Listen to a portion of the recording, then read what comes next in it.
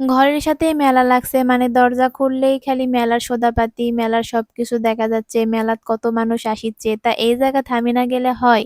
So hello everyone আসসালামু আলাইকুম। আজকে আমি আপনাদের সাথে শেয়ার করবো আমি মেলাত যেয়ে কি করছি, কি কিনছি, কি খাচ্ছি সবকিছুই। আর এই সবকিছু দেখার জন্য আপনাদের ভিডিওর শেষ পর্যন্ত একবারে থাকা লাগবে। তা বিকাল থেকে অনেক মানুষ আমাদের বাড়ির সামনে দিয়ে যাওয়া আসি করিচ্ছে মেলাত। আমিও ভাবিছিলাম যে যামু কিন্তু আমার জামা রেডি হচ্ছিল না।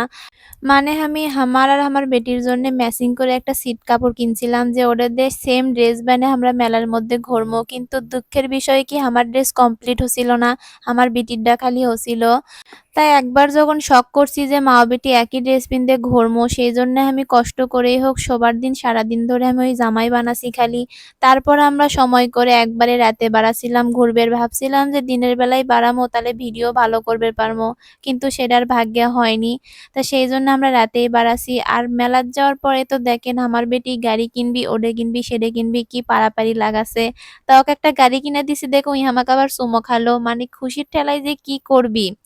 তারপর ওই দিক থেকে গাড়ি কেনার পর আমরা আবার একটু হাটে একটু ভাব করেছিলাম, যেহেতু মা বেটি ম্যাচিং ড্রেস বানাছি। তা করলাম যে একটু আমার হাত ধরে হাঁটেক সুন্দর করে, কিন্তু এই তো কথা শোনার চলি লয়। এখন আমরা বেলুন লে আবার দুই মা বেটি লাগছি মারামারি, কারণ আমিও বেলুন লেমো আবার ওইও লেবার চাচ্ছে। তা শেষমেশ আর আমার বেলুন নেওয়া হলো না, ওই বেলুন আমার থেকে নিয়েই ছাড়লো। তারপরে তো বেলুন নিয়ে ওই মাটির ভিতরে একবারে খেলা শুরু করে দিছে।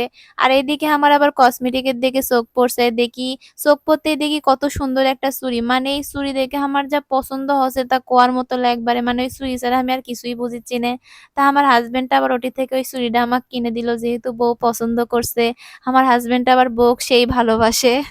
তা যাই হোক, ওই চুড়ি লওয়ার পর এই দোকান থেকে আমি আবার একটা কাঁকড়াও লিছি। আর এই কাঁকড়াগুলো আমার অনেকদিন আগে থেকেই পছন্দ, তাই আজকে লিয়ে লিছি।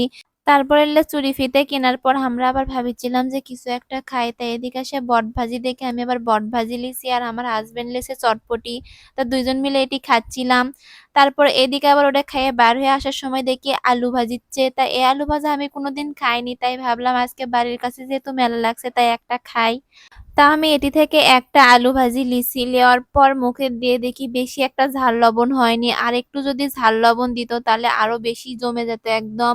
তা যাই হোক, ঝাল লবণ কম হওয়ার কারণে আমি ওকের থেকে আরো বেশি করে মশলা লিয়ে খাসি।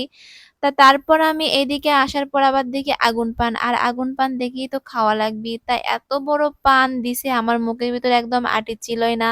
আর আজকের ভিডিও আমার এতটুকুই আসছিল। আপনাদের কাছে যদি ভালো লাগে অবশ্যই আমাদের পাশে থাকবেন আর আমাকেও সাপোর্ট করবেন। আল্লাহ হাফেজ।